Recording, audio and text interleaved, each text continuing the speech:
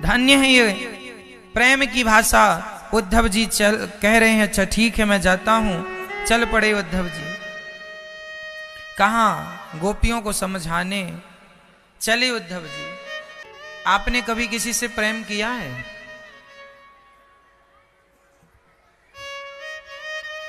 क्योंकि ये बातें प्रेमियों की हैं। जिसके पांव में कभी कांटा चुभा होगा वो जानता होगा कि कांटा चुभने का दर्द क्या होता है। ठीक है। जिसके पैरों में विमाई फटी ही नहीं, विमाई मीन्स पांव फट जाते हैं ना, एड़ियां। जिसके पैरों में विमाई फटी ही नहीं, वो पीर पराई क्या जाने। जिसने बेटी को जन्म दिया ही नहीं, वो बेटी की विदाई क्या जाने। ये तो सब जान भी नहीं सकते इन बातों को। आपने यदि प्रेम किया होगा तो कुछ समझ पाएंगे। वैसे सच्चाई तो ये है कि इस धरती में प्रेम सब लोग करते हैं। हम लोग जन्म लेते ही, बताइए आप लोगों ने सबसे पहले जन्म लेते ही फिर प्रेम किया अपने पिता से, फिर प्रेम किया अपने भाई से या अपनी बहन से। ये हमारे जीवन के शुरुआती प्रेम होते हैं। हर बेटा अपनी माँ से प्यार करता है। माँ के बिना सोता नहीं है, माँ के बिना उसे खाना अच्छा नहीं लगता, माँ के बिना उसको सोना चांदी हीरे मोती के ढेर पर बिठा दो, सबको छोड़कर वो अपनी माँ की तरफ भागता है। कितना प्यार करता है एक बेटा अपनी माँ से। तो प्रेम करना तो हम लोगों को आता है। हम लोगों ने जन्म लेते ही प्रेम करना सीख लिया है। क्यों? इसका तात्पर्य यह हुआ कि हम लोगों को प्रेम सिखाने की जरूरत नहीं, हम लोग ऑलरेडी प्रेम करना जानते हैं, अपनी माँ से, पिता से, बहन से, भाई से। अब मैं इतना ही निवेदन करूंगा कि माँ से प्रेम सबको है, पिता से प्रेम सबको है, स्त्री से प्रेम सबको है, पुरुष से प्रेम सबको है। पर ये प्रेम यदि भगवान से हो जाए तो प्रेम सार्थक हो जाएगा, सफल हो जाएगा। विडंबना ये है कि सारी जिंदगी हमें मां से प्रेम करने में कितना वक्त लगा था। अरे जन्म लेने के कुछ दिनों बाद ही बच्चा अपनी मां की आहट को पहचानने लग जाता है। मां के स्पर्श को बच्चा पहचानने लगता है। उसे कोई दूसरी स्त्री पकड़े तो वो समझ जाता है कि ये मेरी मां नहीं है।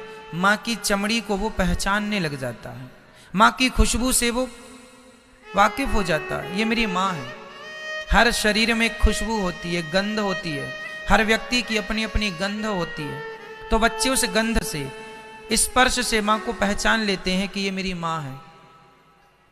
तो प्रेम करना तो बच्चे ने तब ही सीख लिया था जब वो महीने 2 महीने का था। हम बहुत बड़े इंजीनियर हैं, लेकिन हमने कभी कोई मल्टी तो बनाई नहीं, कोई बिल्डिंग तो बनाई नहीं। तो हम इंजीनियर बहुत बड़े हैं पर आज तक हमने कुछ बनाया नहीं। तो हमारा इंजीनियर होना बेकार है कि नहीं? हाँ या ना में जवाब दो। हम डॉक्टर हैं लेकिन हमने आज तक किसी का ऑपरेशन नहीं किया, किसी की चिकित्सा नहीं की, तो हमारा डॉक्टर होना बेकार है। उसी तरह हम बहुत बड़े प्रेमी हैं लेकिन भगवान से प्रेम किया ही नहीं तो प्रेमी होना बेकार है। आज तक की जिंदगी में कि रियल प्रेम करना किससे है? मां से करें कि पिता से करें कि बहन से करें कि भाई से करें कि अपनी प्रेमिका से करें, अपनी पत्नी से करें, अपने पति से करें या अपने पुत्र से करें? आज हम डिसाइड ही नहीं कर पाए आज तक कि अपनी दुकान से करें कि अपने पैसे से करें कि अपने शरीर से करें कि अपनी गाड़ी से करें कि अपने बंगले से करें। आज तक हम डिसाइड ना कर पाए कि हम प्रेम किससे करें। आप लोगों का जो प्रेम है ना, घटता बढ़ता रहता है। हाँ या ना? कैसे? आपका प्रेम अपनी मां से था पर शादी हुई तो मां से प्रेम कम हो गया, पत्नी से ज्यादा हो गया। शादी हुई तो मां से प्रेम कम हुआ, पत्नी से ज्यादा। जो बच्चा अपनी मां के बिना रहता नहीं था वो बड़ा होने के बाद मां को देखता भी नहीं है। इसका मतलब उसका मां से प्रेम कम हो गया है, पत्नी से ज्यादा हो गया। पत्नी से लागू है बात, और पुरुषों पर भी लागू है ये बात। बच्चों पर प्रेम हुआ, इसके बाद आपने बड़ी उपलब्धि पाई, बड़ा पैसा पा लिया, बड़ी कोठी बना ली, बंगला बना लिया, गाड़ी। अब आपको कोठी बंगले से प्यार हो गया। सबको बताते हैं साहब देखो हमारा बंगला, देखो हमारी गाड़ी है हमारा। प्रेम आपका क्या हो गया? पहले मां से हुआ, फिर पत्नी से हुआ, फिर बच्चों से हुआ, फिर आपके पद प्रतिष्ठा पैसे से हुआ। आप कन्फर्म नहीं कर पा रहे हैं जिंदगी में कि रियल प्रेम किससे करना है। ये टेम्परेरी प्रेम है।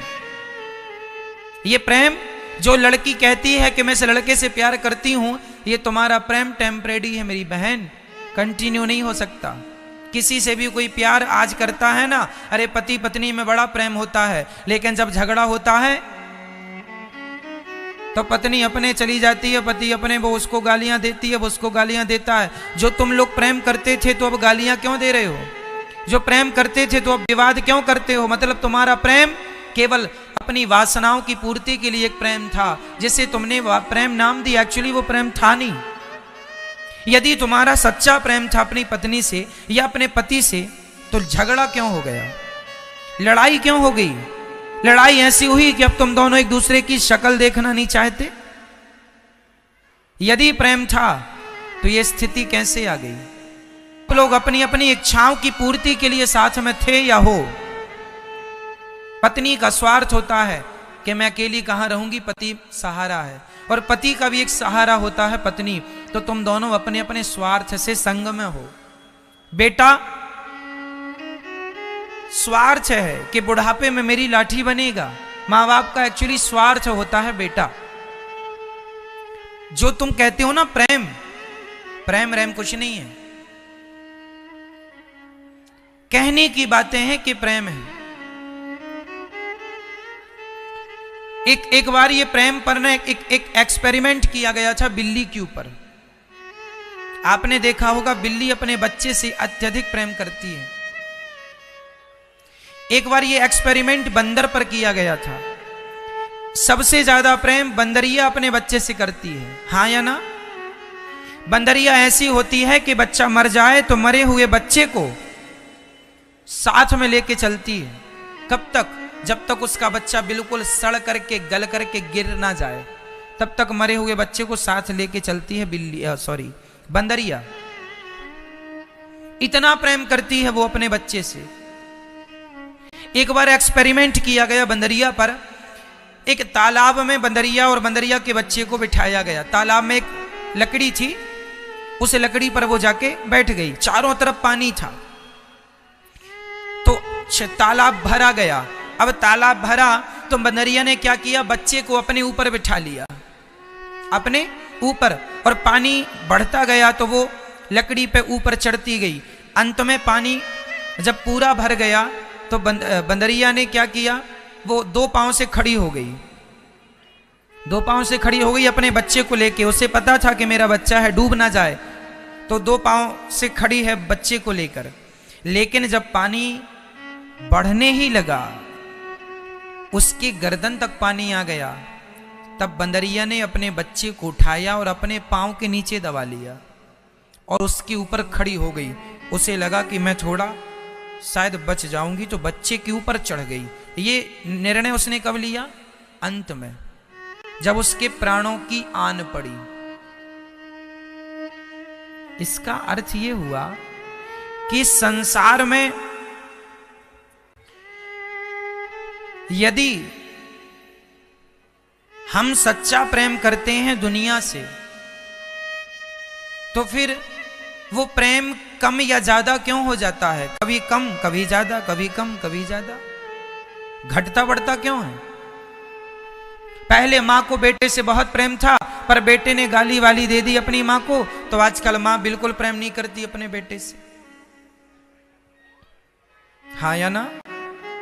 पहले पत्नी को बहुत प्रेम था अपने पति से, पर पति ने जो दो चार डंडे मार दिए, गाली वाली दे दी, पत्नी भूल गई कि मेरा पति है। कोई प्रेम नहीं है। कुल मिला के निष्कर्ष यही निकला कि संसार का प्रेम केवल टेम्परेरी प्रेम है। यथार्थ में हम प्रेम किससे करने आए हैं? माँ से नहीं, पत्नी से नहीं, पुत्र से नहीं, पैसों से नहीं। एक्चुअल प्रेम करने हम इस संसार में केवल भगवान से प्रेम करने आए हैं। कुछ नहीं मिला, तुम्हें भी कुछ नहीं मिलने वाला। क्या मिला? किससे क्या मिल गया कि तुम्हें कुछ मिल जाएगा? इस धरती में लिखा है गोस्वामी जी ने, स्वार्थ लाग करें सब प्रीति, सुर नर मुनि जन की यह रीति। इस धरती में बिना स्वार्थ का कोई नहीं। हो तो बता दो। सबका अपना अपना स्वार्थ है। इसलिए हम आपको कहते हैं कि आपने प्रेम करना सीखा है, आप जानते हो प्रेम करना, तो क्यों ना, जब दवाई करना जानते हो तो क्यों ना, डॉक्टर हो तो क्यों ना किसी का इलाज किया जाए, तब तो डॉक्टर होना सफल है। अच्छे एडवोकेट हो तो क्यों ना किसी को न्याय दिलाया जाए, तब तो एडवोकेट होना सफल है। तो आप अच्छे प्रेमी हैं तो क्यों ना भगवान से प्रेम किया जाए, तब तो आपका प्रेम सफल है। नहीं, भगवान को क्या पसंद है? राम ही केवल प्रेम प्यारा, जान ले ये जो जाननी हारा। भगवान को क्या पसंद है? प्रेम। मिलहि न रघुपति बिनु अनुरागा, किए जोग जप ज्ञान विरागा। भगवान प्रेम से मिलते हैं, भगवान प्रेम को पसंद करते हैं, भगवान प्रेम को ही समझते हैं। भगवान किसी वस्तु को महत्व नहीं देते, प्रेम को महत्व। प्रेम को महत्व दिया तब तो विदुरानी के छिलके खाए, तब तो शबरी के बेर खाए, तब तो सुदामा के सूखे चावल खाए। प्रेम ना होता तो कौन खाता है भाई सूखे चावल? व्यवहार करना अच्छा है। पति है, पति के संग रहो, व्यवहार करो। ये मेरा पति है, ज्यादा ना प्यार व्यार ना कर लेना पति से। प्यार भगवान से। पत्नी के संग रहना अच्छा है, पर ज्यादा प्यार पत्नी से ना हो, भगवान से प्यार हो। बेटे से प्यार ना हो, भगवान से प्यार। बेटा तो है ही तुम्हारा, बेटा कोई छीन थोड़ी रहा है, तुम्हारा ही है। प्यार भगवान से हो। भगवान से प्रेम होगा ना तो आपको कल के लिए कष्ट नहीं होगा। यदि बेटे से ज्यादा प्रेम है और कल को बेटा छोड़ के चला गया, पत्नी को लेके फिर रोती रहोगी, मेरा बेटा चला गया महाराज। फिर कौन है तुम्हारे आंसुओं का जिम्मेदार? तुम खुद हो। क्यों किया था प्रेम बेटे से? कल को पति चला गया, रोना पड़ेगा। कौन है जिम्मेदार तुम्हारे आंसुओं का? तुम खुद हो। क्यों प्रेम किया था? मना किया था ना प्रेम ना करना। संसार के लोग शाश्वत नहीं है, नश्वर हैं। आज हैं कल नहीं रहेंगे। इसलिए गोपियां भगवान से प्रेम करती हैं। Love is God, God is love. ये प्रेम किसे कहते हैं? किसे कहते हैं प्रेम? आज कोई लड़की लड़का से प्रेम करे और कहे महाराज हम इस लड़के से प्रेम करते हैं। आजकल ना लड़कों को प्यार हो जाता है लड़कियों से, लड़कियों को प्यार हो जाता है लड़कों से। प्रेम प्रसंग चल रहा है, लोग कहते हैं। एक्चुअली ये प्रेम नहीं है मेरी मां। आज के लोग इतने होशियार हैं कि अपनी वासनाओं को वो प्रेम का नाम देते हैं। कोई लड़की और कोई लड़का, यदि लड़का कहे कि मैं इस लड़की से प्रेम करता हूं, तो सवाल खड़ा होता है कि इसी लड़की से प्रेम क्यों करते हो? क्यों है इसी लड़की से प्रेम?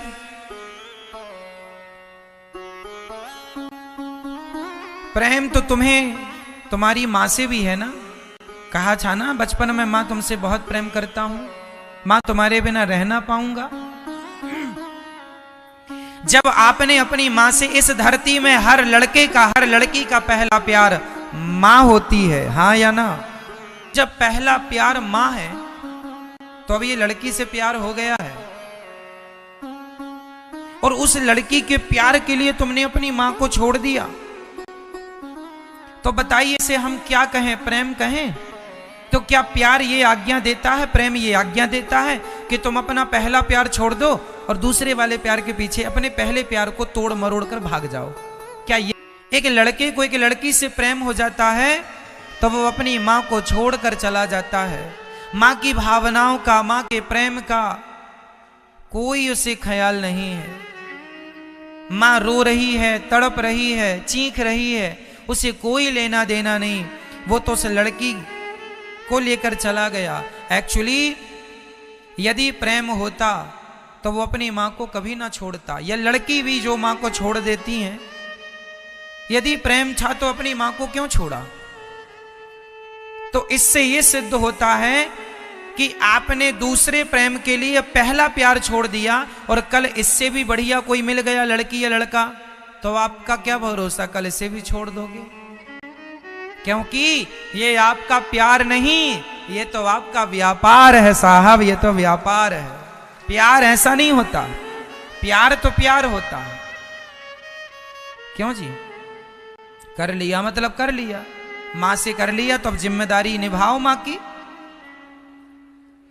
प्यार मां से किया है तो फिर मां की खुशी का ध्यान रखो। राम जी ने मां से प्यार किया तो मां ने कह दिया वनवास जाना है, तो बिना किंतु परंतु के चले गए ना वनवास, कोई प्रश्न नहीं किया। प्यार किया तो डरना क्या? जब ये प्रेम नहीं, केवल वासना है, केवल वासना। प्रेम करना बुरा नहीं है साहब, पर उस प्रेम के कारण अपनी मां का दिल तोड़ देना, अपने पिता का दिल तोड़ देना, अपने माँ बाप की उम्मीदों पर पानी फेर देना, इसकी मैं निंदा कर रहा हूं, इसका मैं समर्थन नहीं करता। आपका प्रेम किसी लड़के से है, किसी लड़की से है तो कीजिए, पर प्रेम दिल तोड़ने की इजाजत नहीं देता कि आप अपनी मां का, अपने पिता का दिल तोड़ दें। क्यों जी? आजकल तो लड़के शादी कर लेते हैं फिर बताते हैं कि मां मैंने शादी कर ली। सोचो क्या गुजरती होगी मां के दिल पर, हाँ या ना? ऐसा क्या है?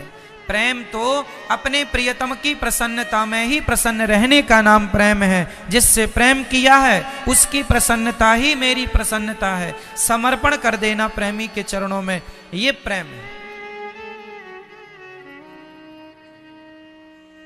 ये प्रेम है। समर्पण हो जाए, और ये समर्पण मैं आपसे निवेदन करूंगा कि प्रेम को समझिए, भगवान ही प्रेम के योग्य हैं। संसार के लोगों से प्रेम करके क्या मिलेगा? भगवान से प्रेम करोगे तो बहुत कुछ पाओगे। लोगों को पता ही नहीं कि ईश्वर ने हमें मनुष्य बनाया क्यों है, बिना ये जाने मर जाते हैं। उद्धव जी ने कहा भाई क्या ये वृंदावन है? पूछा लोगों से, हाँ भाई वृंदावन है। तो क्या यहाँ हमारे प्रियतम कृष्ण की माँ का घर मिलेगा? हाँ हाँ जरूर मिलेगा, सीधे चले जाओ। उद्धव जी जब माता यशोदा से मिलने गए तो कृष्ण के वियोग में माता यशोदा की हालत क्या थी। अच्छा एक बात बताएं, जो जिससे प्रेम करता है ना उसके बिना वो रह नहीं सकता। सही है? प्रेम किसे कहते हैं? अपने प्रेमी के बिना रहा ना जाए। रहा ना जाए मतलब प्रेम की एक कड़वी परिभाषा बताऊं, रियल प्रेम ये है कि यदि पता चल जाए कि मेरा प्रेमी नहीं है तो उसके वियोग में मैं भी मर जाऊं, ये प्रेम है। दशरथ जी प्रेम करते थे राम जी से, हाँ या ना? जब दशरथ जी को पता चला कि मेरे राम नहीं आए इतने दिन वो जीवित इसलिए रहे क्योंकि उन्हें उम्मीद थी, क्योंकि उन्होंने कहा था कि सुमंत्र जी जाओ, हफ्ते 2 हफ्ते राम को वनवास में घुमा के वापस ले आना। छोटे बच्चे हैं, क्या जाने कि वनवास क्या है। पर जब सुमंत्र जी अकेले आए और कहा कि राम जी नहीं लौटे, तब दशरथ जी ने क्या कहा था? दशरथ जी ने कहा, हा रघुनंदन प्राण पीड़िते, तुम बिन जियत बहुत दिन बीते। हा रघुनंदन, हा रघुनंदन प्राण पीड़िते, तुम बिन जियत बहुत दिन बीते। हे रघुनंदन, हे मेरे राम, कहां चले गए तुम? तुम्हारे बिना बहुत दिन जी लिया राम, अब जिया ना जाएगा, अब जिया ना जाएगा। और दशरथ जी राम के वियोग में तड़प तड़प करके प्राणों का परित्याग कर देते हैं। अयोध्या में लाखों लोग रहे होंगे और सब के सब राम से प्यार करते रहे होंगे, पर दशरथ जी जैसा प्यार राम से किसी ने नहीं किया कि राम के वियोग में यदि किसी की मृत्यु हुई है तो केवल दशरथ जी की मृत्यु हुई। और यही है प्रेम, कि अपने प्रेमी के बिना प्राणों का परित्याग कर देना, ये प्रेम की परिभाषा है। लेकिन आजकल कौन मरता है? पत्नी मर जाए तो पुरुष दूसरा विवाह कर लेता है, हाँ या ना?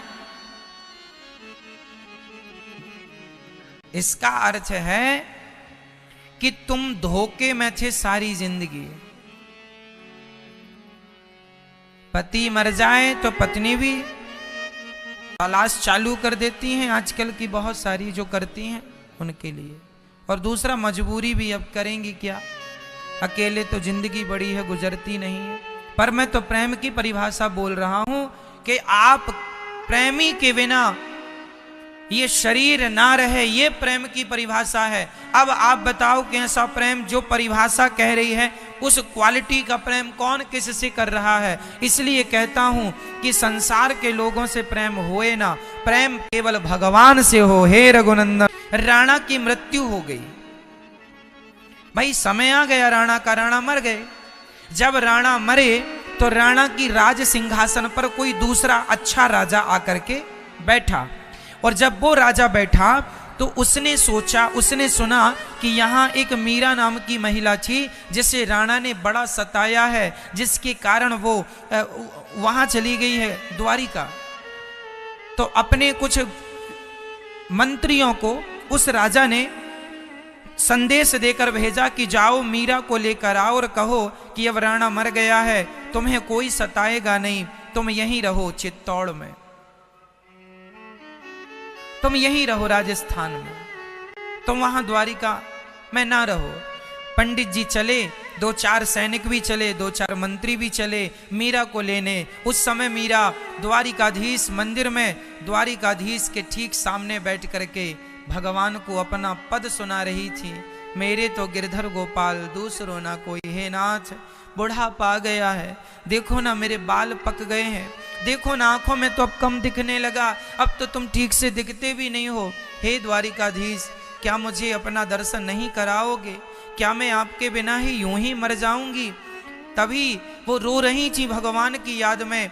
तभी चित्तौड़गढ़ से उनके मंत्री पहुंच गए और मीरा के चरणों में प्रणाम करके कहा, महारानी जी हम चित्तौड़ से आए हैं, आपके जो ससुर जी थे वो चल बसे हैं, अब उस गद्दी पर फलाने राजा बैठे हैं, वो बड़े धर्मात्मा हैं, आप चलिए, वो आपकी सेवा करेंगे, जो आप चाहेंगी आपको सुविधाएं दी जाएंगी, आप चलिए, आपका आशीर्वाद सबको मिलेगा। वो ले जाने लगे। मीरा ने मना किया, ना मुझे द्वारिकाधीश से दूर ना करो। पंडित जी उन्होंने, मंत्रियों ने जबरदस्ती की, नहीं आपको चलना पड़ेगा। और जब जबरदस्ती चलने की बात कही गई तो दौड़कर मीराबाई द्वारिकाधीश के पास गई और रोने लगी, हे द्वारिकाधीश तुम बताओ, क्या मैं तुम्हारे बिना रह लूंगी? क्या मैं तुम्हारे बिना जी पाऊंगी? अब क्या मैं तुम्हारे बिना रह पाऊंगी?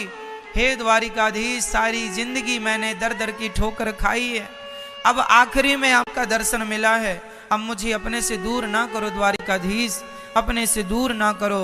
ये कहती कहती मीराबाई रोने लगी, द्वारिकाधीश मैं मर जाऊंगी, आपके चरणों को छोड़कर नहीं जा सकती।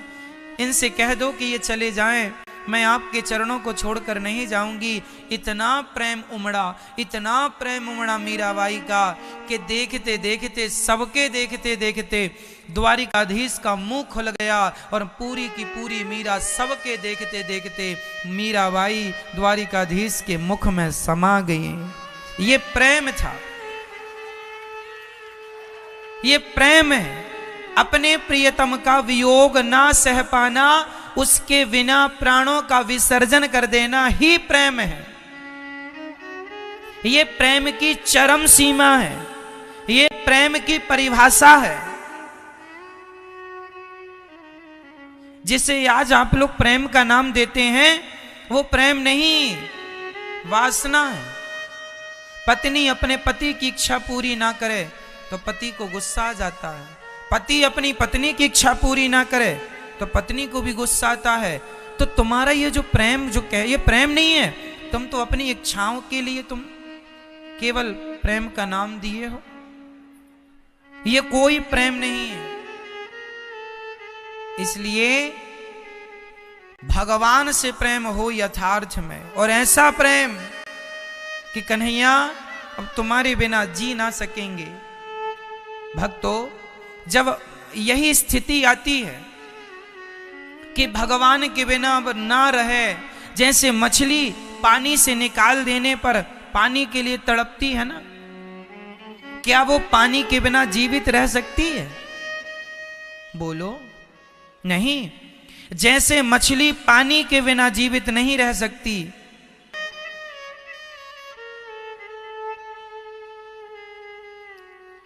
प्रेम, सुना है कि लैला मजनू भी बड़े प्रेमी थे। सुना है कि लैला, सुना है कि एक बार मजनू को कोई बीमारी हो गई तो उसे चीरा लगाया डॉक्टर ने। मजनू को चीरा लगाया तो खून लैला को आया। चीरा मजनू को लगा तो खून लैला को आया। कहानियां तो लैला मजनू की भी प्रसिद्ध हैं, लेकिन इनका प्रेम अमर नहीं है, क्योंकि इनका प्रेम स्त्री या पुरुष से प्रेम था। जितना पवित्र प्रेम मीरा का है, उतना पवित्र प्रेम लैला मजनू का नहीं हो सकता, क्योंकि इनका स्त्री पुरुष वाला प्रेम है और मीरा का भक्त और भगवान वाला प्रेम है। इसलिए अब आपको डिसाइड करना है कि आप अपने प्रेम को कौन सा प्रेम बनाना चाहते हैं। यदि भगवान से प्रेम होगा तो वो प्रेम सफल होगा। संसार की, हम तो कहते हैं संसार से व्यवहार किया करो, प्रेम नहीं। संसार को तन की जरूरत है, तन दिया करो। भगवान को मन की जरूरत है, मन दिया करो। ठीक है। दिल और दिमाग दो चीजें ईश्वर ने दे रखी हैं। दिल और दिमाग।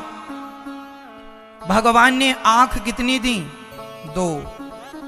कान कितने दिए? 2। हाथ कितने दिए? 2। पांव कितने दिए? किडनियां कितनी दी? दिल कितने दिए? दिल कितने? दिल 1। प्रश्न खड़ा हुआ कि विधाता ने हर चीज 2-2 दी तो दिल भी 2 दे देते, 1 क्यों? अब प्रश्न ये खड़ा हुआ कि आंख 2 क्यों? तो आंख 2 इसलिए कि एक आंख यदि पत्नी और पुत्र और परिवार को देखती है, व्यापार को देखती है, तो देखना जरूरी है, देखिए, पर दूसरी आंख सदा बिहारी जी के लिए खुली रहे कि प्रभु ठीक चल रहे। ये हाथ ईश्वर ने 2 इसलिए दिए हैं, एक हाथ से व्यापार संभालो, पत्नी पति पुत्र परिवार संभालो, पर दूसरा हाथ सदा दान पुण्य के लिए, धर्म के लिए बढ़ता रहे। ये 2 हाथ। परिवार की बातें सुनो, पर दूसरा कान सदा भगवान की कथाओं को सुनने के लिए रिजर्व रखो, इसलिए 2 कान दिए। भगवान ने दो पांव इसलिए दिए कि एक पांव से चलकर अपनी व्यापार के लिए, पत्नी पुत्र परिवार के लिए आगे बढ़ो, पर दूसरा पांव सदा भगवान के दर्शन के लिए आगे बढ़ता रहे। बिहारी जी के दर्शन, जगन्नाथ जी के दर्शन के लिए आपके पांव सदा आगे बढ़ते रहे, इसलिए ईश्वर ने दो पांव दिए। अब विडंबना तो ये है कि हर चीज दो थी पर दिल एक था। अब दिल में किसे बिठाएं, पत्नी पुत्र परिवार को या फिर भगवान को? दिल में किसे बिठाना है? बोलो मेरी मां, दिल में किसे? दिल में भगवान को। तो फिर पत्नी पुत्र परिवार पति कहां जाएगा? इन्हें दिल में ना बिठाया जाए। इन्हें कहां बिठाया जाए? इन्हें दिमाग में रखा जाए। दिल और दिमाग अलग अलग चीजें। आपकी पत्नी ने आपसे कहा था कि 2 किलो गुड़ लेके आना बाजार से और 1 किलो घी लेके आना बाजार से। जब आप बाजार से लौटे, पत्नी ने कहा घी और गुड़ कहाँ है? आप कहते हैं अरे तुम्हारी बात तो हमारे दिमाग से निकल गई। अक्सर बातें कहां से निकल जाती हैं? कहां से? दिमाग से बातें निकल जाती हैं। इसलिए कहता हूं पत्नी पुत्र परिवार पैसे को दिमाग में रखा करो ताकि मरने के पहले ये सब निकल जाए। दिल में भगवान को रखा करो, क्योंकि दिल में जो होता है वो कभी निकलता नहीं है। तो सास ने गाली दी बहू को, तो बहू 10 साल बाद भी उसे याद करती है। कहां लग गई गाली? महाराज सास ने गाली दी, दिल में लग गई। जो दिल में होगा वो कैसे निकलेगी? इसलिए दुनिया की पंचायत, दुनिया की बातें दिमाग में रखा करो। दिल को बिल्कुल न्यूट्रल छोड़ दो, खाली छोड़ दो। दिल तो केवल गोविंद के लिए धड़कता रहे। दिल तो केवल भगवान का चिंतन, दिल की प्रत्येक धड़कन से आवाज निकलती रहे श्रीमन्नारायण श्रीमन्नारायण श्रीमन्नारायण श्रीमन्नारायण। जितना प्रेम मछली पानी से करती है उतना प्रेम भक्त भगवान से करने लगता है। तो वो इसी योनि में, इसी शरीर से, इन्हीं आंखों से भगवान को पाया जा सकता है।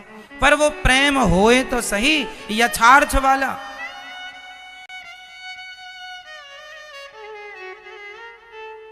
प्रेम की जरूरत। मोहन प्रेम बिना नहीं मिलते, चाहे कर लो कोटि उपाय।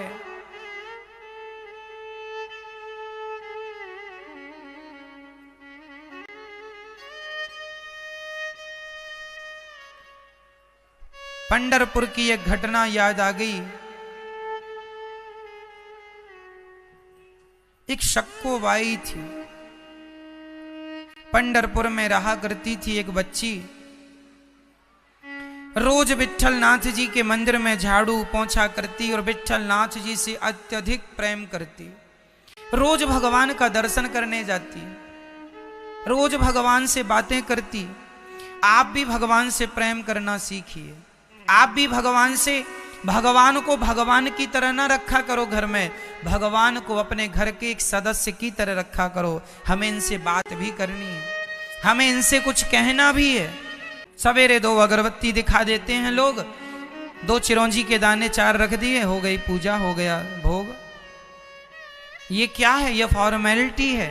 प्रेम की ये परिभाषाएं नहीं है।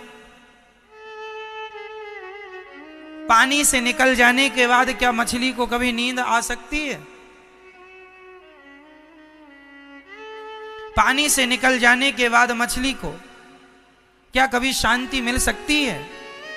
बोलो मेरी मां। जैसे मछली पानी के बिना तड़प रही है, ऐसे तुम अपने भगवान के बिना सदा मछली बनकर तड़पते रहो। कन्हैया कब मिलोगे? गोविंद कब मिलोगे? बस वही प्रेम है जो भगवान से जोड़ता है, मिलाता है। विट्ठल नाथ जी की नगरी में एक बच्ची थी, नाम था शक्को बाई। पोंछा झाड़ू सब करती, रोज सामने बैठकर रोज विट्ठल नाथ जी को देखती रहती। समय गुजरा, विवाह हो गया, शादी हो गई उसकी, ससुराल गई। ससुराल विट्ठल नाथ जी के मंदिर से 25-30 किलोमीटर दूर था। इतनी बड़ी भक्त थी वो लड़की, इतनी बड़ी भक्त थी वो। विट्ठल नाथ जी के प्रेम में जब ससुराल गई तो तो दिन रात उसकी आंखों में केवल विट्ठल नाथ जी की तस्वीर थी, केवल विट्ठल नाथ जी उसकी आंखों में थे। वो आंख खोले तो विट्ठल नाथ जी दिखें, आंख मूंदे तो विट्ठल नाथ जी दिखें, बस विट्ठल विट्ठल। उसके तो रोम रोम से आवाज निकलती, विट्ठल विट्ठल विट्ठल विट्ठल। ये प्रेम है। जैसे एक लड़की को किसी लड़के से प्रेम होता है तो बस सपने में जागने में बस वही वही दिखता है, उसी प्रकार जब भक्त को भगवान से प्रेम होता है तो वो आंख खोले या आंख बंद करे उसे वही दिखता है जिससे प्रेम होता है भगवान। वो लड़की आंख बंद करे तो विट्ठल नाथ जी, आंख खोले तो विट्ठल नाथ जी। ससुराल में उसकी सास, उसका पति, उसकी ससुर बड़े दुष्ट थे, कोई जानता भी नहीं था कि विट्ठल नाथ जी कौन है। वो बताए तो उसकी सास मारती थी, बड़ी भक्तन बन रही है, एक थप्पड़ दिया गाल में। वो अपने पति से कहे कि हमें आज पंढरपुर ले चलिए, हमें आज विट्ठल नाथ जी का दर्शन करना है, बहुत दिन हो गए देखा नहीं है। तो उसके पति उसे एक थप्पड़ मारे, पागल हो गई है, घर का काम कर। झाड़ू पोंछा बर्तन सारा काम कराते उससे, वो काम करती, काम बराबर करती, झाड़ू लगाती, पर वो ये सोच के लगाती, जब वो झाड़ू लगाती ना तो उसे याद आ जाता कि मैं ऐसे ही झाड़ू अपने पंढरपुर में भगवान के दरबार में लगाया करती थी। तो जब वो घर पे झाड़ू लगाती ना तो वो इसी भाव में डूब जाती कि मैं मंदिर में झाड़ू लगा रही हूं। देखना जरा कितनी उच्च श्रेणी है, उच्च स्थिति है। आप लोग भी जब झाड़ू लगाया करो, जब वृंदावन आए हो ना तो थोड़ा वृंदावन की गलियों में भी, परिक्रमा मार्ग में भी यहां पर एक भाव है, यहां पर भी लोग झाड़ू लगाते हैं, परिक्रमा मार्ग को झाड़ू से साफ करते हैं। एक झाड़ू लेकर परिक्रमा मार्ग में झाड़ू लोग लगाते हैं। यहाँ कई लोगों को आपने शायद देखा ना देखा। झाड़ू लेकर बिहारी जी के मंदिर में भी झाड़ू यूं ही कर दीजिए। तो जब आप अपने घर पर झाड़ू लगाया करेंगे, जब जब झाड़ू पकड़ेंगे तो भाव यही आए कि हम बिहारी जी के मंदिर में झाड़ू लगा रहे हैं, ये घर हमारा नहीं है, ये तो भगवान का मंदिर है और हम मंदिर में झाड़ू लगा रहे हैं। तो ये झाड़ू लगाना भी एक भक्ति का अंग बन जाएगा। तो वो शक्कोबाई जब झाड़ू लगाती ना तो वो यही याद करती कि मैं अपने पंढरीनाथ के मंदिर में झाड़ू लगा रही हूं। वो झाड़ू लगाती, एक जगह खड़ी है और झुकी झाड़ू ऐसी लगा रही, आंखें बंद हैं, ध्यान में डूब गई, विट्ठल विट्ठल विट्ठल, ध्यान में डूब गई। उसकी आंखों के सामने विट्ठल नाथ जी आए। तब तक उसकी सास ने देखा, अरे पागल हो गई है बहू, खड़ी खड़ी झुकी ऐसे है, झाड़ू एक ही जगह लगा रही है। तो उसकी सास ने एक लात दिया कमर में तो धड़ाम से गिर पड़ी शक्कोबाई, और जैसे ही गिरी बस नाम मुंह से वही निकला, विट्ठल विट्ठल। आंख खुल गई। सास ने कहा पागल हो गई है, एक जगह खड़ी होके झाड़ू लगा रही है, अरे पूरे घर में झाड़ू लगानी है, एक जगह नहीं, चल झाड़ू लगा। वो तो ध्यान में डूब गई थी, समाधि में चली गई थी, उसे तो पता ही नहीं था कि मैं क्या कर रही हूं, पागलों की तरह व्यवहार। पर उसका पागलपन, उसका प्रेम, भला ये सास ससुर ये पति क्या जाने। वो सबको बड़े प्रेम से झाड़ू लगाती, घर की साफ सफाई करती, भोजन बनाती तो वो इस भाव में डूब जाती कि विट्ठल नाथ जी के लिए भोजन बना रही हूँ, रोटी बना रही हूँ। वो कई बार तो वो रोटी बनाती बनाती ध्यान में खो जाती कि मेरी आंखों के सामने विट्ठल नाथ जी आए हैं, मैं उन्हें खिला रही हूँ अपने हाथ से। तब तक चूल्हे की रोटी जल जाती।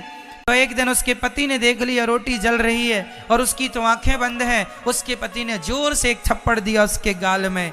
कितना अत्याचार किया जमाने ने, पर बेचारी ने कोई शब्द ना बोला, कुछ ना कहा, जो ठाकुर जी की इच्छा। आप लोग कहते हैं ना कि हम तो इतनी भक्ति करते हैं महाराज, फिर भी हमारे जीवन में कष्ट मिलता है, दुख मिलता है। मेरी माँ, भक्ति के रास्ते पर चलोगे तो थोड़ी बहुत तो संकट आएंगे ही आएंगे। संकटों से डर जाओगे तो वहां तक नहीं पहुंचोगे जहां जाना है। लोहे सोने को यदि चमकाना हो तो आग में तो तपाना ही पड़ेगा ना। मेरी माँ की गाली गलौज तो सुननी पड़ेगी। मीराबाई ने तो खूब गालियां सुनी। सास कहती है किसने तो कुल का नाश कर दिया, कुल को कलंकित कर दिया। क्या क्या ना सहा मीरा ने, क्या क्या ना अपमान सहा मीरा ने। क्या माता सीता ने नहीं सहा, क्या मीरा ने नहीं सहा? तो हमें और आपको भी सहना पड़ेगा, जमाने की बातें सुननी पड़ेंगी, किस किस को जवाब देने जाएंगे, क्या क्या सफाई देंगे। इसलिए मौन रहो तो ही अच्छा है। इन बातों को या मैं जानूं या वो जाने, हमें तीसरे को जनाने की जरूरत। इसलिए अपने प्रेम में मस्त रहा करो। और ये प्रेम, वो शक्कोबाई जब उसके सास ससुर इतना अत्याचार करते फिर भी वो विट्ठल नाथ जी के ध्यान में डूबी रहती। एक दिन तो वो घर के आंगन में बाहर बैठ करके बर्तन धुल रही थी, सब दोपहर में सो रहे थे और ये बाहर बैठी बर्तन मांज रही थी। तभी वहां से यात्रा निकली, कुछ साधु लोग निकले और वो साधु बस एक ही कीर्तन कर रहे थे, विट्ठल विट्ठल विट्ठला पांडुरंग विट्ठला, विट्ठल विट्ठल विट्ठला पांडुरंग विट्ठला। में बिल्कुल काली माँ लगी थी, बर्तन का खरोचन लगी थी, खुरचन, और वो हाथ काले से थे, गंदे से थे, क्योंकि बर्तन ही तो धुल रही थी। खड़ी हो गई, चारों तरफ देखा, मेरे विट्ठल नाथ जी का नाम कौन ले रहा है। इतना आनंद मिला उसे भगवान का नाम। यही प्रेमी लोग हैं, जब प्रेमी भगवान का नाम, भगवान की कथा सुनता है, उसे लगता है मैंने अपने भगवान को पा लिया। कथा को पा लेने से उसे लगता है मैंने अपने भगवान को पा लिया। ये प्रेम है। चारों तरफ नजरें घुमाई उसने, देखा तो साधु लोग आ रहे थे, झांझ मजीरा ढोलक बजाते, विट्ठल विट्ठल विट्ठला पांडुरंग विट्ठल जा रहे थे। तो इसने एक साधु से पूछ लिया, महाराज कहाँ जा रहे हो? अरे बेटी तुझे पता नहीं, विट्ठल नाथ जी के यहाँ मेला लगा हुआ है, सारे लोग जा रहे हैं। पंडरीनाथ जी चलो, तुम चलना नहीं चाहती क्या? हाँ हाँ महाराज मैं भी चलना चाहती हूँ। क्या आप वहीं जा रहे हैं? हाँ। सारे संत विट्ठल विट्ठल जपे, इसे रहा ना गया। इसने अपने पांवों को रोकना चाहा, रुकी नहीं, और इसके पांव बढ़ चले और संतों की टोली में ये भी मिल गई और ये भी झूमे। काले हैं हाथ, बिल्कुल वही, हाथों को धोया तक नहीं, और बस वैसे ही विट्ठल विट्ठल विट्ठल विट्ठल विट्ठल विट्ठल नाम में डूब गई, ध्यान में डूब गई, संतों के संग चल पड़ी। तभी गांव के कुछ लोगों ने देखा, अरे ये संतों के बीच में ये तो फलाने की बहू जा रही है। तुरंत गांव के लोगों ने चुगली कर दी, अरे सुनो सुनो, दरवाजा खोलो। दरवाजा खोला, क्या है? अरे तुम्हारी बहू संतों के संग जा रही है, उसका तो चरित्र ठीक नहीं है। देखो जरा दुनिया के लोग क्या कहते हैं, उसका तो चरित्र बिल्कुल गंदा, संतों के बीच में नाच रही है, बेशर्म हो गई तुम्हारी बहू। ये दुनिया के लोग क्या जाने कि प्रेम चीज क्या है। ये तो अपने ढंग से जमाने को देखते हैं, जो जैसा होता है ना वो दूसरों को वैसा ही समझता है। अब उसके ससुर को बड़ी गुस्सा आई कि मेरी बहू ने तो नाम खराब कर दिया गांव में।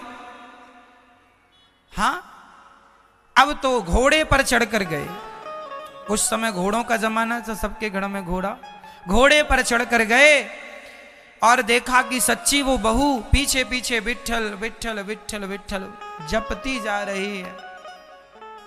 ससुर जी ने उसके पास पहुंचकर घोड़े पर चढ़े चढ़े उसके बालों को पकड़ लिया और बालों को पकड़कर घसीट कर, बालों को ही पकड़ के घसीटा। घोड़े पर से उतरे नहीं, वो चढ़े चढ़े, घोड़े पर से चढ़े चढ़े घसीटते हुए शक्कोबाई को लेकर आए।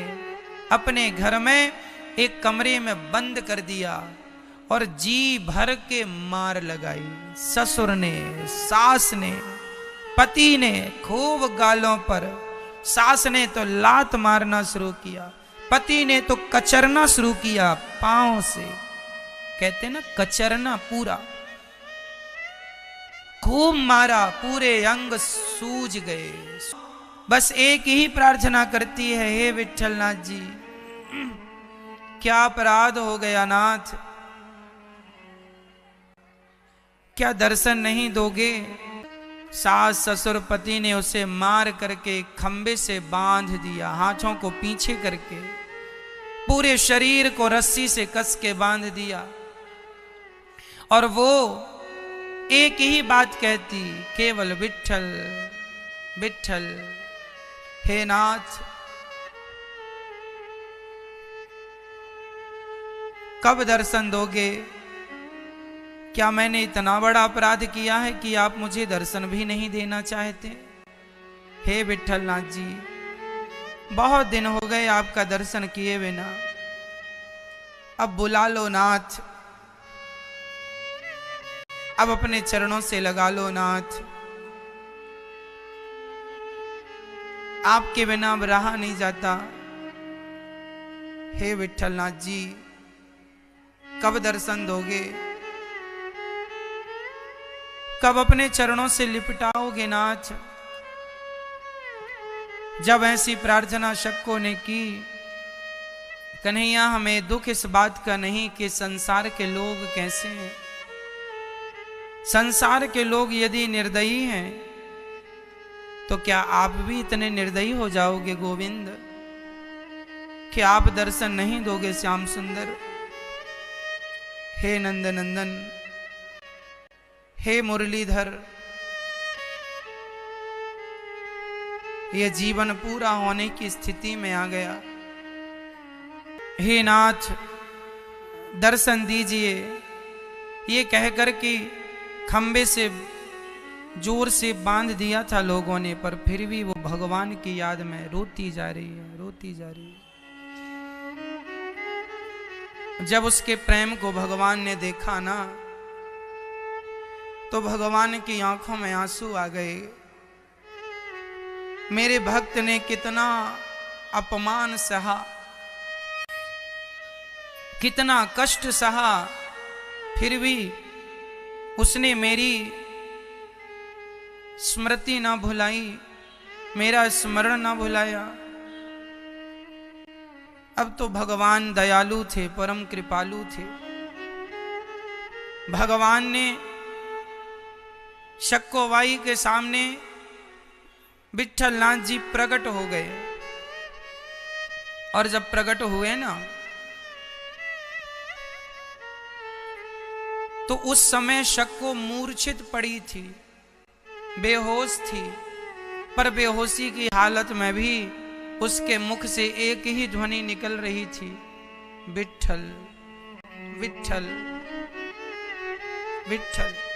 जैसे भगवान ने उसकी रस्सी खोली, उसे आजाद किया, उसके पांव में चोटों पर मलहम लगाया और कहा कि तुम जाओ, पंढरपुर जाओ, विठलनाथ जी से मिलने जाओ। वो चल पड़ी, उसे याद नहीं कि कौन आया, किसने छोड़ा, और भगवान कृष्ण को लगा कि ये जाएगी। अब की बार जो लात खाया है ना, वो सक्को ने नहीं, सक्कोबाई के रूप में स्वयं भगवान ने लात खाई। भगवान कहते हैं मैं तुम्हारे लिए लातें भी खा सकता हूं, पर एक बार तुम मेरे लिए रोकर तो देखो, एक बार मेरे बनकर तो देखो, एक बार संसार को भूल कर मेरी शरण में आकर तो देखो। चली गई शक्कोबाई, चलती चलती चलती चलती चलती चलती जब वो पंढरपुर पहुंची और विठलनाथ जी का दर्शन किया, रो पड़ी, है नाथ इतनी देर लगा दी आपने मिलने में। हे विठलनाथ जी, क्या अपराध कर दिया था हमने, इतनी देर लगा दी। देख कर शक्को रोने लगी। तब किसी ने कहा, अरे बेटी क्यों रोती है, क्या तुझे भगवान से इतना प्रेम है? सक्को ने कहा, भैया मैं इसलिए नहीं रो रही हूं कि भगवान से प्रेम है, बस रो इसलिए रही हूं कि कहीं अब भगवान को, विठलनाथ जी को छोड़कर जाना ना पड़े।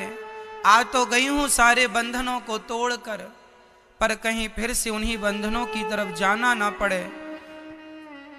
ये कहकर के धड़ाम से गिर पड़ी और भगवान से कहने लगी, नाथ अब मुझे आपको छोड़कर कहीं जाना ना पड़े। जो प्रार्थना मीराबाई ने की कि हे द्वारिकाधीश, अब आपके चरणों के को छोड़कर मैं कहीं जाऊं ना, कहीं जाना ना पड़े नाथ, मुझे अपने से दूर ना करना। यही प्रार्थना शक्को ने की, हे विठलनाथ जी आपके चरणों को छोड़ के मुझे कहीं जाना ना पड़े, आपके चरणों के अतिरिक्त मैं रह नहीं सकती। उसी समय उसके प्राण निकल गए शक्कोबाई के, और उसके शरीर से एक दिव्य ज्योति निकली। गांव के लोग वहीं थे, उन्होंने पहचान ली, अरे ये तो फलाने की बहू है, फलाने की बहू है, पहचान लिया। परंतु जब वो जाकर बताए गांव में कि आपकी बहू तो पंढरपुर में मर गई, कोई नहीं था वहां। सबको आश्चर्य हुआ कि ये तो सुबह ही प्राणों का परित्याग कर चुकी है और आपने 2 घंटे पहले उसे देखा है। तब ये बात स्पष्ट हो गई कि भगवान ही अपने भक्त के स्थान पर तब तक थे जब तक भक्त था। अब तो भक्त ही नहीं तो भगवान यहां रह के क्या करेंगे? जब भक्त नहीं होगा तो भगवान कहां होंगे? भगवान तो तब तक हैं जब तक भक्त है। प्रेम में बड़ी ताकत है भक्तों। सारी गोपियां कृष्ण की याद में रो रही हैं, भगवान को याद कर करके रो रही हैं। उद्धव जी संदेशा लाए हैं, मां को सुनाया। मां ने उद्धव से कहा, बेटा उद्धव हमें कोई संदेशा ना दो, बस इतना बता दो कि मेरा कृष्ण कब आएगा। कह देना कन्हैया से उद्धव कि अब तेरी मां मर जाएगी, बहुत दिन जी ना पाएगी बेटा, क्योंकि बहुत जी लिया तेरी मां ने, अब जिया नहीं जाता तेरे बिना। उद्धव जी ने समझाया, मां जरूर आएंगे, आप मरिएगा मत। पूरी रात चर्चा करते बीत गई। मां यशोदा ने कहा, चलो हम तो मनुष्य हैं, ये देखना उद्धव, ये गंगी गाय जिसके थनों पे मुंह लगा के कन्हैया दूध पिया करते थे, आज वो गाय बस केवल उसी तरफ देखती है जिस रास्ते कृष्ण गए हैं। इंतजार है कि कब आएंगे, कब आएंगे, कब आएंगे। सबकी उम्मीदें केवल कृष्ण को देखने के लिए सबकी आंखें हैं, पर मिल ही नहीं रहे। यहां जब गोपियों के समक्ष आए, उद्धव जी सारी गोपियां रो रो के कृष्ण को पुकार रही थीं। एक बोली, भैया हमें थोड़ा सा जहर दे दो, हम मर जाएं। ये निकम्मे प्राण हमारे निकलते ही नहीं है, हमारे प्राण नहीं निकल रहे हैं। तो किसी ने कहा, जहर से क्या करेगी? बोले, जहर खा के मर जाऊंगी। तो किसी ने कहा, पगली आत्महत्या करेगी, पाप लगेगा। तो सखी ने कहा, कृष्ण के बिना जीना भी तो पाप है, ऐसे जीने से अच्छा मर जाना अच्छा है।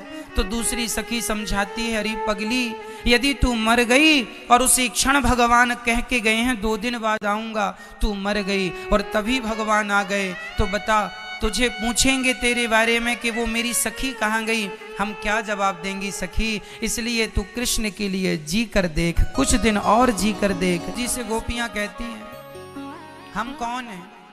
हम तो प्रेम नगर की बंजारन है। बंजारन किसे कहते हैं? बंजारे लोग होते हैं ना, बंजारे, बंजारे और बंजारन अर्थात बिना पढ़े लिखे लोग। तो गोपियां कहती हैं, हम तो बिना पढ़ी हैं। हमने कौन से कॉलेज में पढ़ाई की है और क्या पढ़ा है? हमें ज्ञान, विज्ञान, गणित का ज्ञान नहीं है, पर हमें प्रेम का ज्ञान है। कहां पढ़ी हैं हम?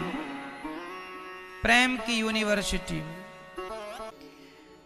प्रेम के आगे तो प्रेम की परिभाषा ये भक्तों कि जैसे शक्कोबाई भगवान के बिना जी ना पाई, समा गई, उनकी दिव्य ज्योति मीराबाई समा गई। चैतन्य महाप्रभु भगवान श्री कृष्ण जब जगन्नाथपुरी की यात्रा निकल रही थी, तो जगन्नाथ भगवान की यात्रा में आगे आगे चैतन्य महाप्रभु पागलों की तरह कीर्तन कर रहे थे, हरे कृष्ण कृष्ण कृष्ण हरे हरे, हरे राम राम राम हरे हरे। जगन्नाथ भगवान से इतना प्रेम जागा, प्रभु अब रहा नहीं जाता आपके बिना। इतना प्रेम, वो प्रेम की विरह, प्रेम का वियोग इतना जागा कि जगन्नाथ भगवान का मुंह खुला और पूरे के पूरे चैतन्य महाप्रभु भगवान जगन्नाथ जी के भीतर समा गए थे। आज भी भगवान अपने अंदर अपने हृदय में स्थान देते हैं। हम वैसे बने तो सही, हम में ही वो योग्यता नहीं। कहने का तात्पर्य यह हुआ कि प्रिय भक्तों, भगवान को इस कलयुग में पाना है तो एक ही उपाय है, सिर्फ प्रेम, केवल प्रेम, दूसरा कोई उपाय नहीं। मोहन प्रेम बिना नहीं मिलते, चाहे कर लो कोटि उपाय। बिना प्रेम के भगवान को नहीं पाया जा सकता। और प्रेम क्या है? अपने प्रियतम के बिना रहा ना जाए, ये प्रेम है। गोपियां रह ना पाई तो आप कहेंगे कृष्ण तो छोड़ के चले गए थे, तो गोपियां तो रह गई थी। हाँ रह गई थी, पर किसके भरोसे?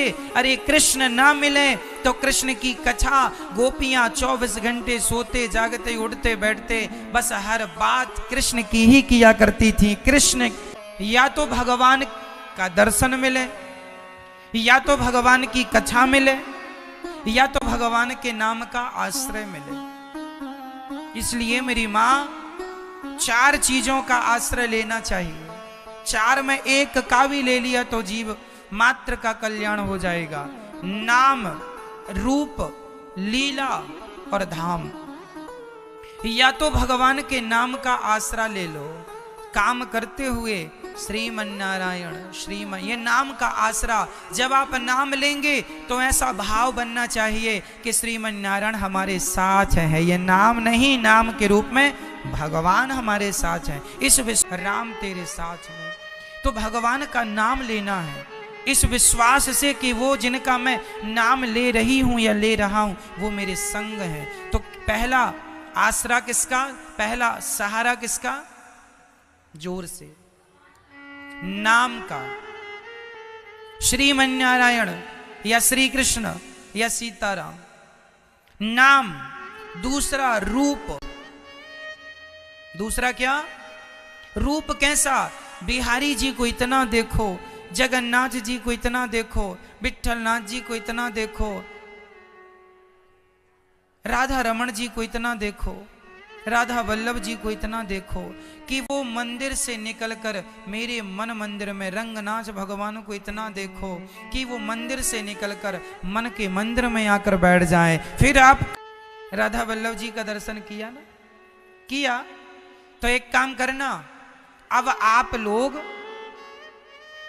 बिहारी जी की छवि को अपने मन मंदिर में बसा लो और जाते समय भगवान को लेकर जाना मन मंदिर में, और काम धाम करते हुए भाव यही रहे कि हम बिहारी जी को देख रहे हैं। आंख खोलो तो बिहारी जी दिखे, आंख बंद हो। ये ध्यान, नाम, ये रूप है। उनके रूप में कहीं शरीर कहीं भी हो कोई फर्क नहीं, मन भगवान में हो तो नाम रूप। तीसरा लीला। इसलिए लीला, भगवान की कथा रोज सुननी चाहिए। इसलिए आप भारतवासियों की सेवा करने के लिए बिहारी जी ने मुझे ये मौका दिया है, बेटा तुम पूरे भारत के लोगों को, पूरी दुनिया के लोगों को कथा सुनाकर हमारी सेवा करो। ये सेवा है। आप या रूप का ध्यान करो या तो लीला, भगवान की कथाओं का आसरा लो। यदि आप कथा सुनते हैं तो भी आप भगवान से ही जुड़े हैं। हम कथा किनकी सुना रहे हैं? भगवान की।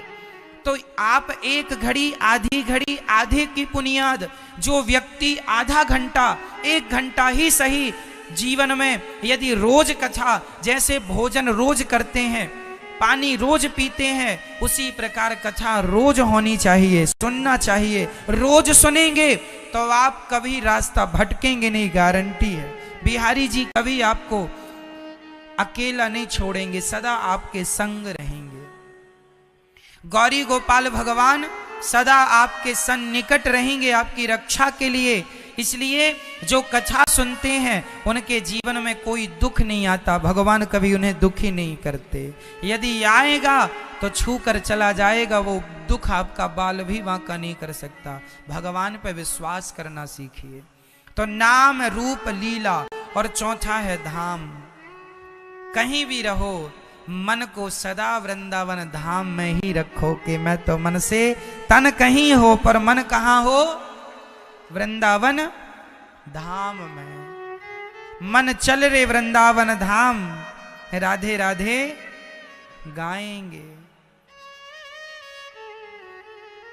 मन जाएगा वृंदावन, शरीर कहीं भी हो, मन वृंदावन में हो। यहां देखो ना, रोज कथाएं होती हैं। आप अपने घर पर सोए हैं, अपने किसी भी स्थान पर आप वृंदावन में रुकिए, आपके कानों में भगवान का नाम पड़ता है। हे नाथ, ये धरती का वैकुंठ यदि कोई है तो श्रीधाम वृंदावन भगवान का नित्य वैकुंठ धाम है। ब्रह्म के चरणों की रज है, यहाँ की रज पर लोग बड़े बड़े ज्ञानी ध्यानी ब्रह्मा शिव भी लौटते हैं इस रज पर। कर जोरे ब्रह्मा खड़े, सुनहु नंद के लाल, देहु ब्रह्म पद और कू हमहु करो ब्रज ग्वाल। ब्रह्मा जी भी तड़पते हैं कि हमें भी भगवान अपने ग्वाल वाल की लीला में सम्मिलित कर लें। ये वो धरती, कितनी महिमा बताऊं तो 4 में से 1 का भी आश्रय है तो सदगति निश्चित है। इसलिए मेरी मां कथा टीवी पर सुना करो। प्रिय भक्तों,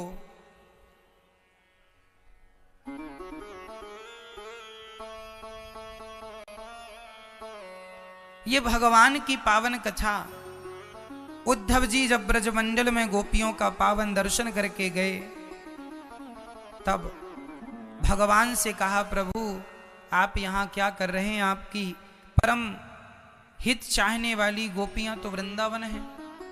भगवान को लेकर के गए, भगवान ने हृदय में ब्रजमंडल का दर्शन कराया है।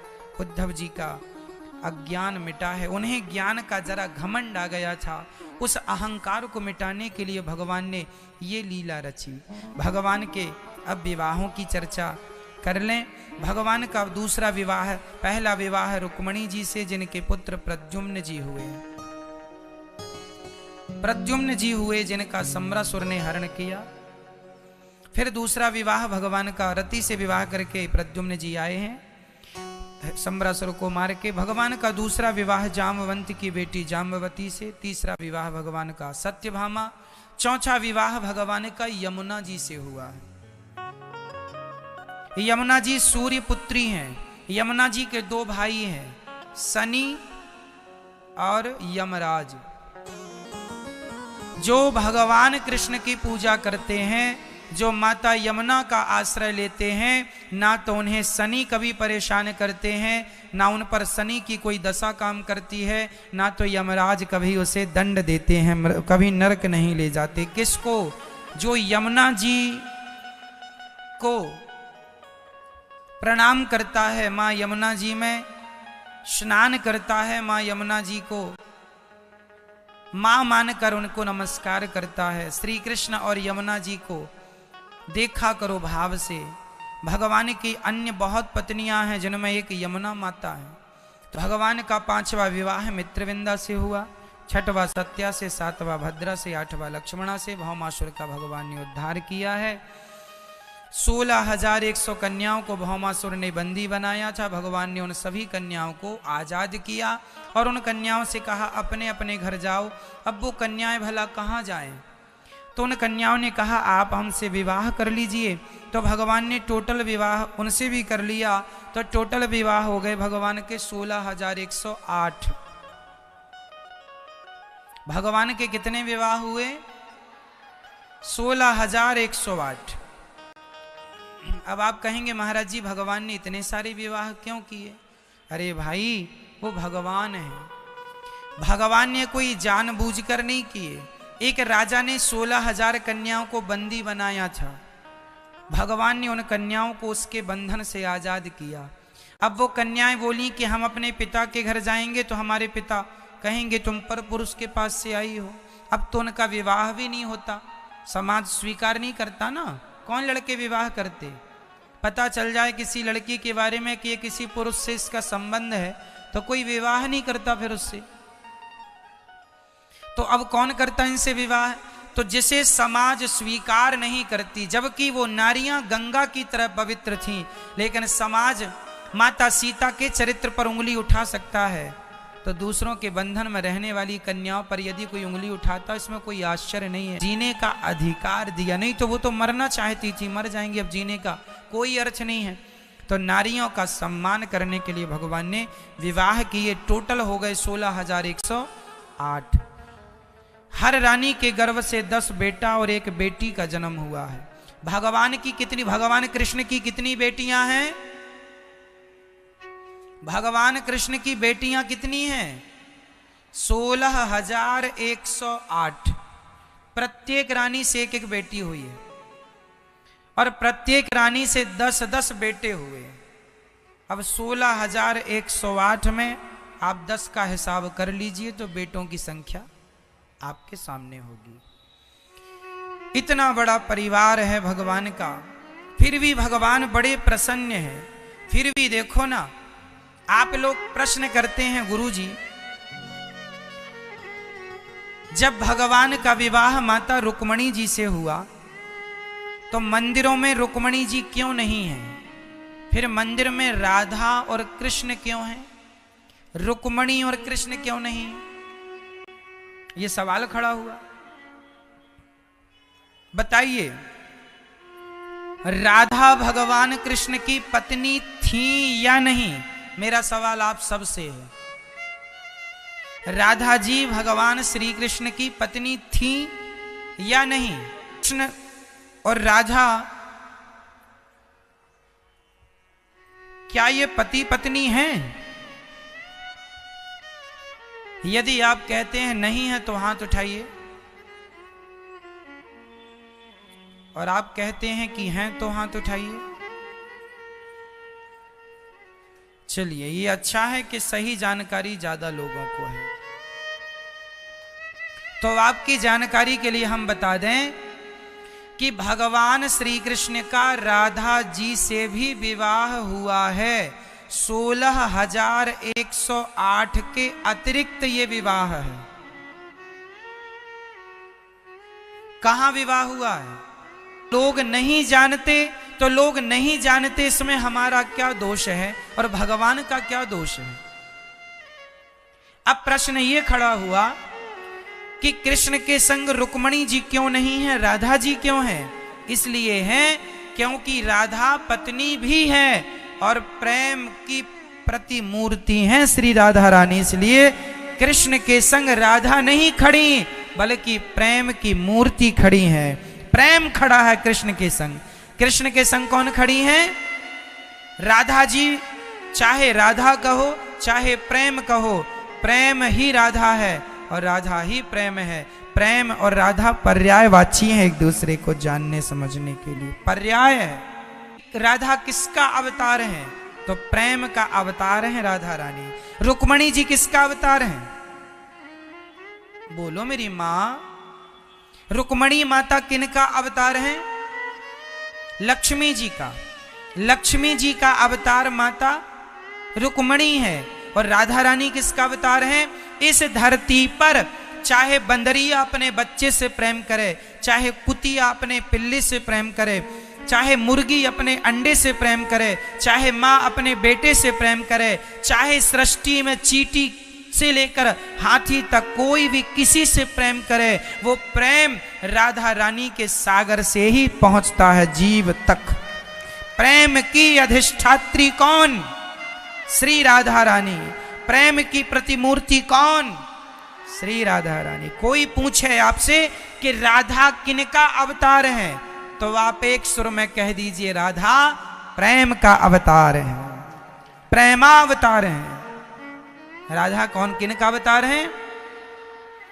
कहा यह भी जाता है श्री राधा रानी महालक्ष्मी है, रुक्मणी जी लक्ष्मी है।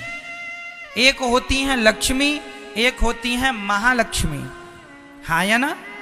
तो राधा रानी महालक्ष्मी का अवतार है। ठीक है, तो भगवान श्री कृष्ण के साथ रुक्मणी जी नहीं है, राधा जी हैं। इसलिए हर मंदिर में राधा खड़ी होती हैं, क्योंकि प्रेम जितना राधा जी ने किया है, केवल प्रेम नहीं, 100 साल का वियोग रहा है राधा जी का कृष्ण से। 100 वर्षों में तो कोई होता तो भूल भाल जाता, लेकिन धन्य है राधा रानी कि ना तो प्रेम में कमी आई, ना तो वासुओं में कमी आई, केवल कृष्ण की याद में माँ भगवती रोती रही। ये प्रेम, हमारी वाणी तो बहुत छोटी है, हमारा ज्ञान तो अल्प है, उस प्रेम को वर्णन करने के लिए हमारे पास कोई शब्द नहीं है। क्या हम प्रेम की परिभाषा दे दें आपको? इसलिए ये चर्चाएं बड़ी अद्भुत हैं, बड़ी मार्मिक हैं। ईश्वर पर संदेह ना हो, श्रद्धा हो। भगवान ने रुक्मणी जी से वार्ता की है। एक बार अनिरुद्ध और उषा का मिलन चित्र लेखा ने कराया, वाणासुर का उद्धार हुआ, राजा नृगपुर भगवान ने की कृपा और पौंड्रक और काशीराज द्विध का उद्धार किया है। जरासंध को भगवान ने जेल से, उनके जेल से 20,800 राजाओं को छुड़ाया। भीम भैया ने जरासंध का उद्धार किया, राजाओं ने स्तुति की। शिशुपाल ने भगवान को कितनी गालियां दी मेरी मां? बोलो 100। तो भगवान कहते हैं कि मैं भगवान होकर 100 गालियां सह लेता हूं, तो आप भी 2, 4, 10, 20 गालियां सह लिया करो, पत्नी की, पति की, परिवार की। बात बात में बोलना ठीक नहीं है, थोड़ा सहनशीलता भी होनी चाहिए। जो सहता है ना वो खुश रहता है। पत्थर छेनी और हथौड़े की चोट सहता है, तब जाकर वो पत्थर भगवान होता है। यदि ना सहे, पत्थर कंकड़ पत्थर बना रहेगा। जो पत्थर चोट खाकर टूट गया वो कंकड़ बन गया, और जो पत्थर चोट सह गया वो शंकर बन गया। सहना है साहब, सहना। ठीक है मेरी मां, इसलिए सहना है।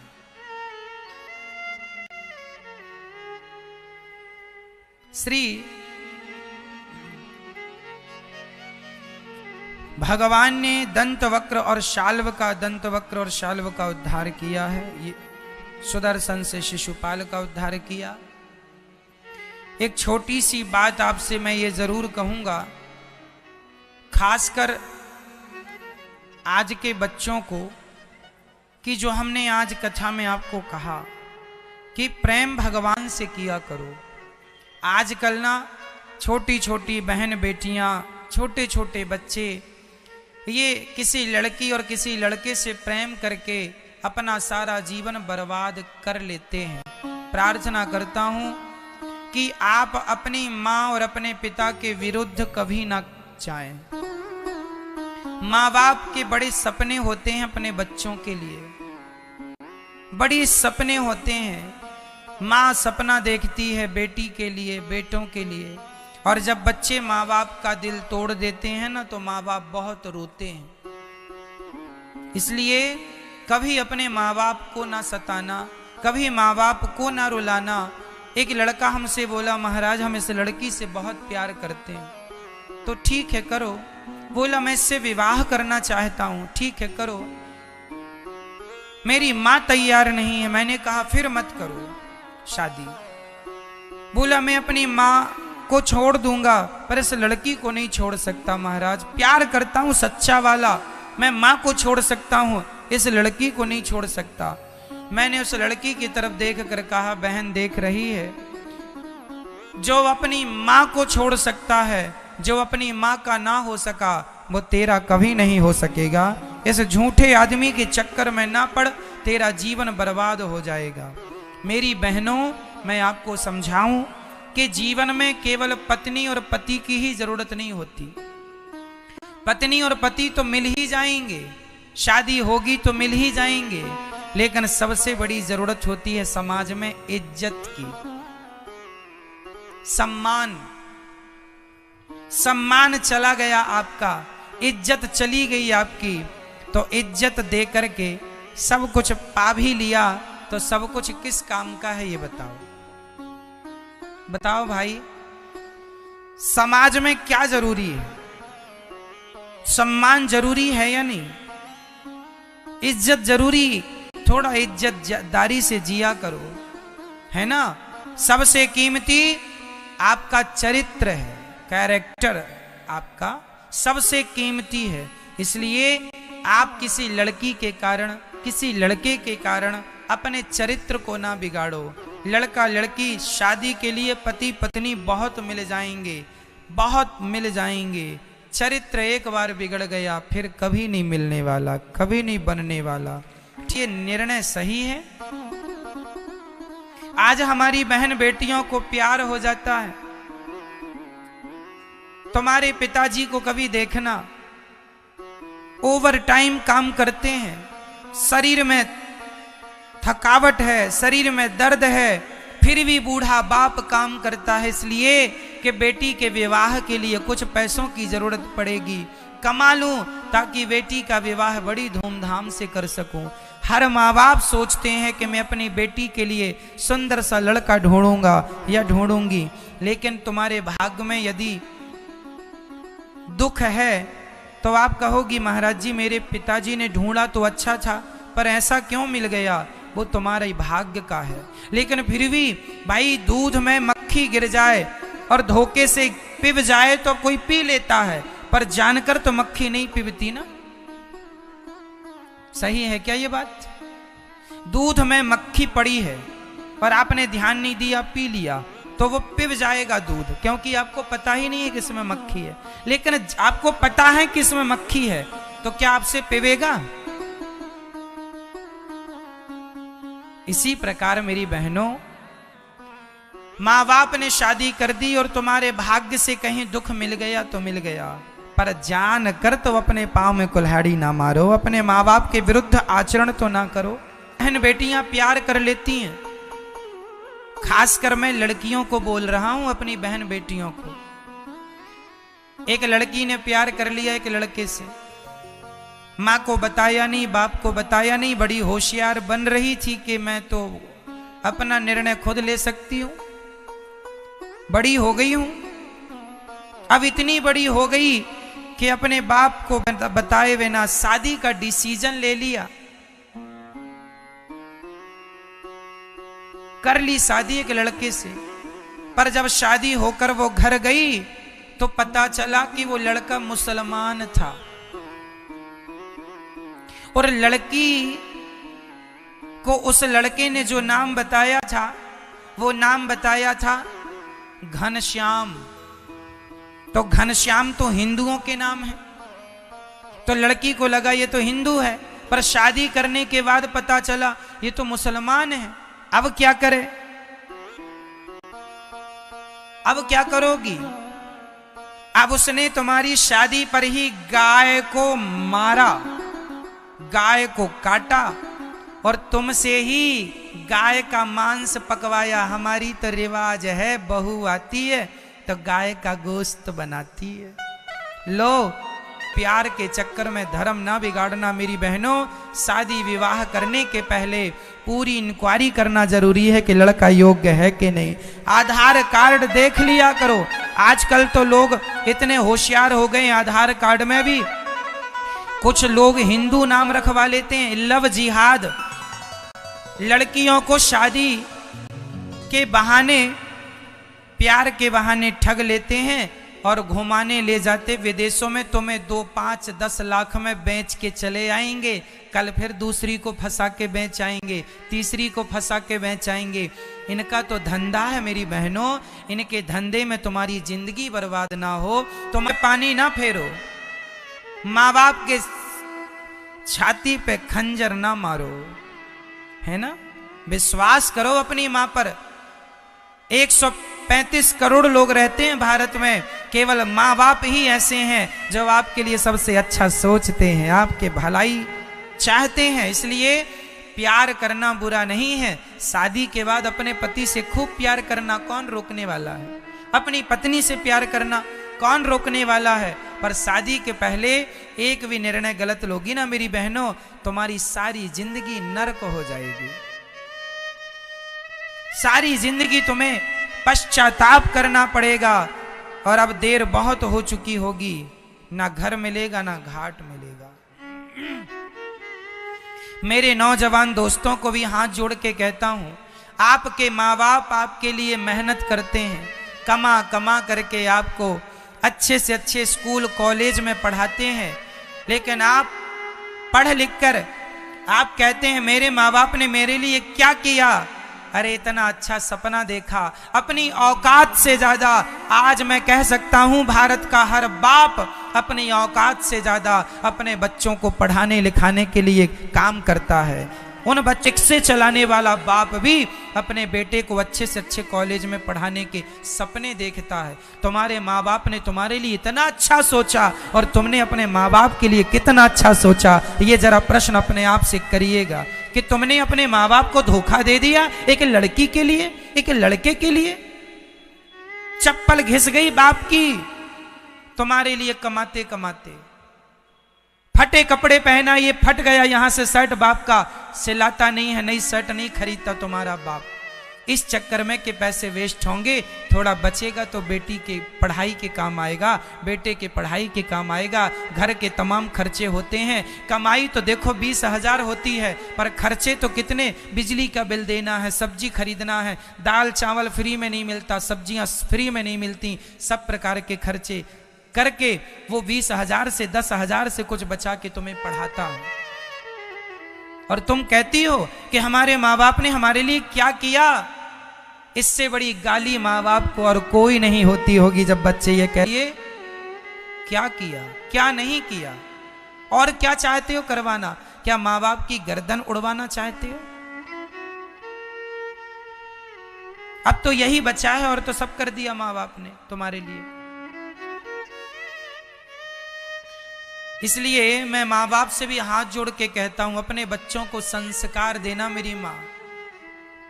ठीक है, प्रॉपर्टी पैसा धन दौलत बाद में देना, संस्कार दे दोगे तो धन देने की जरूरत नहीं होगी, संस्कार दोगे तो वो बहुत कमा लेगा। और यदि पैसा ही दोगे संस्कार नहीं दोगे तो सारा ही कमा के रखने की जरूरत नहीं है। लायक होगा तो कमा लेगा, ना लायक होगा तो बर्बाद कर देगा। इसलिए धन को धर्म से जोड़ दो और बच्चों को टैलेंट देकर, योग्यता देकर उनके पांव पर उनको खड़ा कर दो। बस इतनी सी जिम्मेदारी माँ बाप की है। लेकिन आज के माँ बाप अपनी जिम्मेदारी नहीं निभाते, ना तो माँ बाप निभा रहे हैं ना तो औलाद निभा रही है।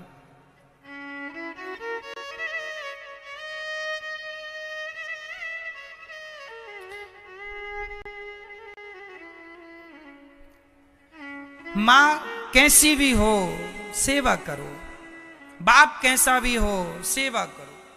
मेरा यही फंडा है। कोई मुझे गाली दे, लाठियां मारे, जो करना है तुम्हें करना है कर लो, पर मेरा धर्म है सेवा करना, मैं सेवा करूंगा बस। मुझसे भगवान एक ही सवाल पूछेंगे मरने के बाद, तुझे भेजा था तूने क्या किया।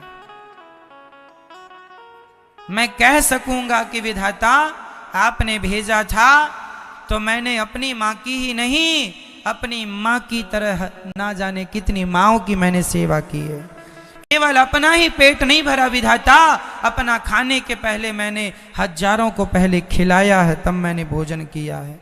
मैंने जीवन को परोपकार परमार्थ के लिए जो समर्पित कर देता है वो जीवन जीवन है। इसलिए आपके पास नहीं है इतनी सारी माएँ, आपके पास एक माँ है, उसी को खुश कर लो। एक माँ खुश हो जाएगी ना तो मेरा कन्हैया खुश हो जाएगा आपसे। पूजते रहना, तुम्हें कुछ नहीं मिलने वाला। इंसानों में तुम भगवान को देख ना पाए, माँ में भगवान को देख ना पाए, बाप में भगवान को देख ना पाए, तुम पत्थर में क्या भगवान को देखोगे। जो माँ में भगवान को देख सकता है वो पत्थर में भी भगवान को देख सकता है। इसलिए पहले माँ में देखो, पिता में देखो, गुरु में भगवान को देखो, अतिथि में भगवान को देखो, सब में ईश्वर ही समाया है। ना जाने किस रूप में नारायण मिल जाएं। बोलो मेरी माँ, ना जाने किस रूप में भगवान के परम भक्त थे सुदामा। कृष्णस्यासीत् सखा कश्चित् ब्राह्मणो ब्रह्मवित्तमः विरक्त इंद्रियार्थेषु प्रशांतात्मा जितेन्द्रियः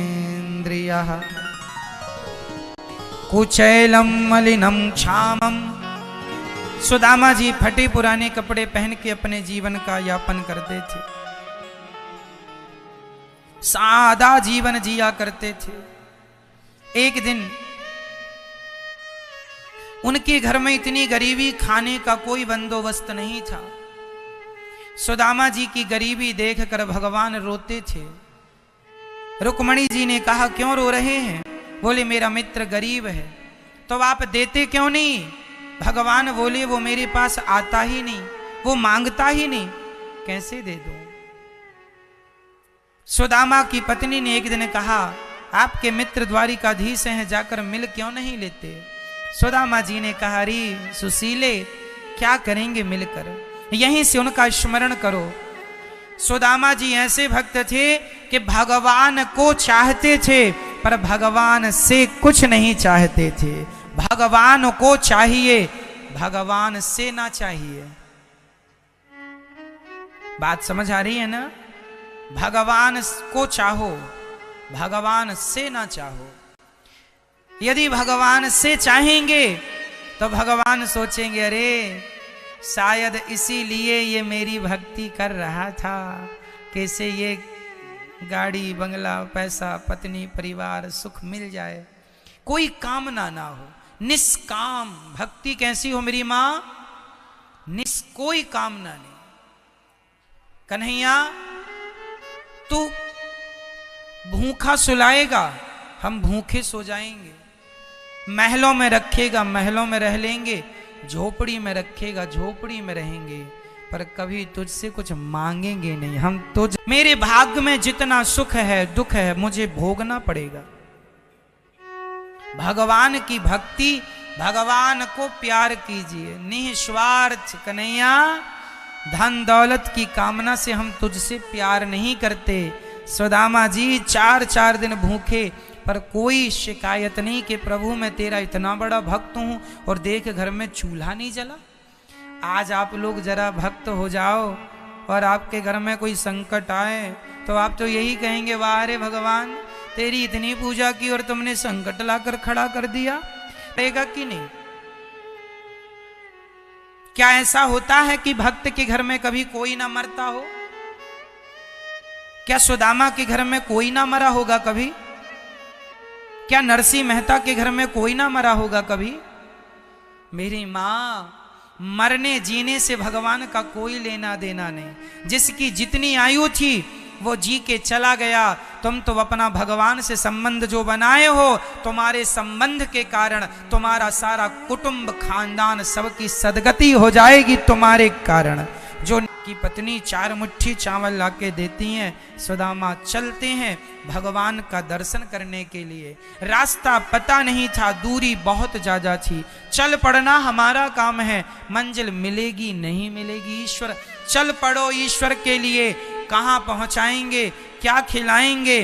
अरे तो भगवान ही गाड़ी वाले बनकर आ गए। बाबा कहाँ जा रहे हो? अच्छा ये बताओ, आपके जीवन में आपकी किसी न किसी व्यक्ति ने कभी ना कभी कोई ना कोई मदद की है या नहीं? किस किस की मदद की है? आपकी नहीं की? कभी ना कभी इतनी जिंदगी में किसी न किसी ने आपकी कोई ना कोई मदद तो की होगी, हाँ या ना? तो बस ये याद रखो कि जब आपकी कोई मदद करता है तो वो कोई व्यक्ति नहीं होता, बल्कि उस व्यक्ति के रूप में भगवान आपकी मदद करते हैं। इस बात को आप नहीं जानते, नहीं समझते। आपको